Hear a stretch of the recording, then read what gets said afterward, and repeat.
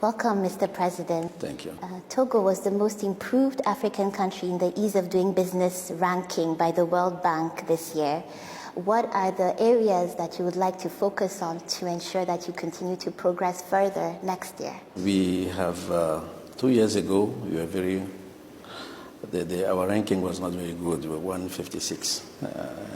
We have decided to do what is necessary to improve that, because we have understood and have realized that we can't invite the private sector if our country is not attractive and if we can do business easily, given our history, because our background, we have a background of crisis in the early 90s, and we decided to do it. The big improvement that you have been seeing since last year, actually, because last year it was 19 places that we gained, and this year 40 places. Now we are in the top 100 of doing business. What do we need to do now to improve? I will say, first of all, where we have done well, you have to keep improving. You know that, because it's a kind of competition. Every year, other countries also make progresses. But I will target maybe two. The first one is how to strengthen our justice system to resolve the litigation between businessmen or private companies, and how to do it in a very transparent way and a very speedy way.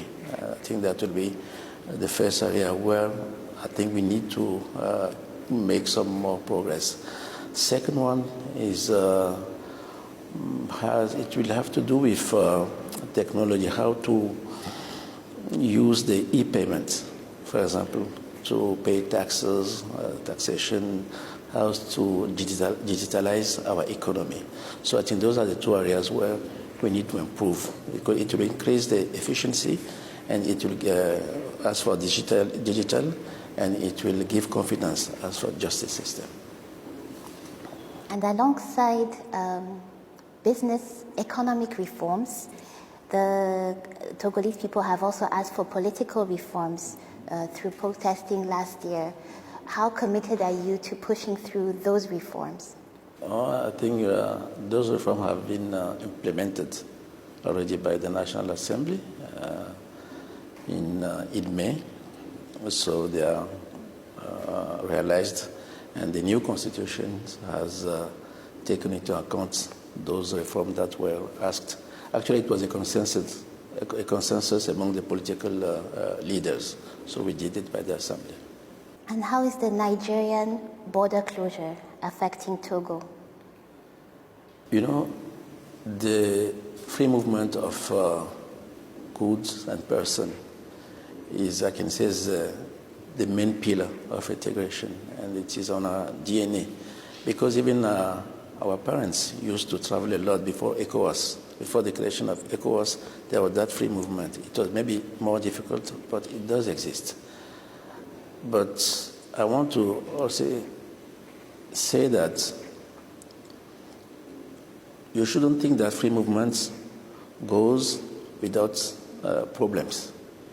Today we have a security environment which is very challenging in West Africa.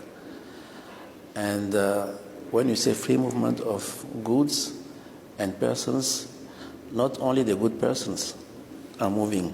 Sometimes some terrorists, smugglers also are moving. And we have noticed that in our life. Once in Togo, we had eliminated all the barriers. But sometimes for security reasons and temporarily, you have to reimpose them, because you can have by intelligence, some information that people will pass through Togo to go to another country, etc. So we do understand that at a point, free movement can be an issue for a country. How does it affect us? Of course, it does affect us a little bit, but we think that if it is done with the spirit that it's not something permanent but temporary, we can sit down and discuss and say how we can do to let those who really need the free movement, meaning the traders, our parents, to see use that facility and the goods that are needed to be exchanged, like food, but not to let the smugglers or drugs or arms use free movement to harm our countries and our people. And so speaking of discussions, how are negotiations going to get that border reopened? I think discussions are going primarily among the countries which are concerned, meaning Nigeria, Benin, and Niger, but it will be widened, including Ghana, Togo, and the Ivory Coast. So we are using that. You have to say it's not only to open the door, but how to make sure that we don't develop trafficking, smuggling, etc. I think it's possible to do both. We are inspired by also the European Union. But you remember when there was a refugee crisis in Europe, they temporarily closed their doors. They had decided to close the borders. So sometimes it happens. It is important that we go for free movements, but when there are problems, we should be able to improve our regulation. But so do you see the border being reopened this year? I don't think that is the sooner the better. But the most important is to solve the problems that led us to the border closure.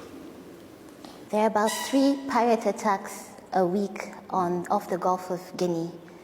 Do you feel enough is being done to curb those attacks regionally? I think individually countries are doing what needs to be done. Where we are a little bit weak is how to cooperate. You see, Togo, we have a very narrow maritime frontier. You know, it's about maybe 50 kilometers or so. So if something happened in my waters and I'm pursuing the pirates, they will go to Ghana very quickly because of the narrowness of my coastal line. You understand? But in that time, am I able to contact Ghana or to contact Benin eastward to tell them that something is happening in Togo? Yeah, we need to talk, and you need to take some measures to help us. There, I think we are very weak, and we need to improve that. Are you worried about terrorist violence spreading south? Yes, we have unfortunate. I think that's what I was saying. You know, our region today is plagued by this terrorist problem.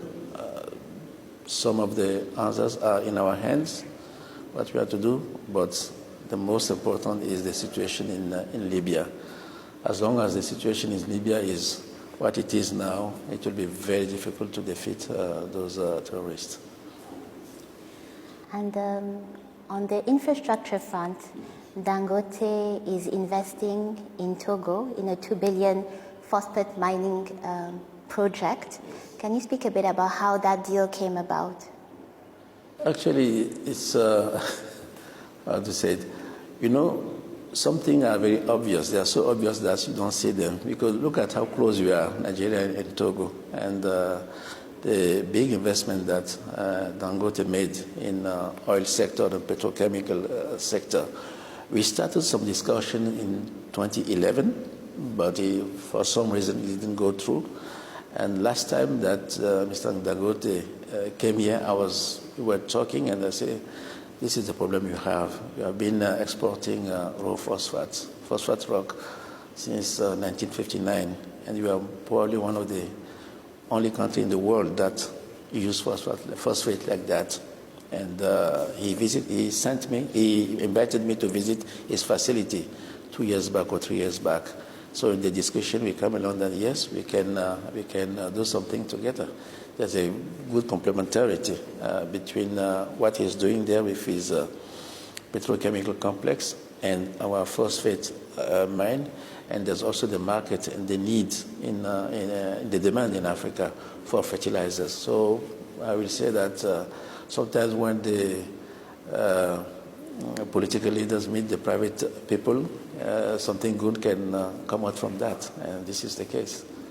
And is Togo bringing any money out of the $2 billion, or is that coming from external investors? I think we will see. I think that he's very much, Mr. Dangote is better at that than me. So we will discuss and see how best we can structure the financing of that project. And what other infrastructure projects are you looking at? Many.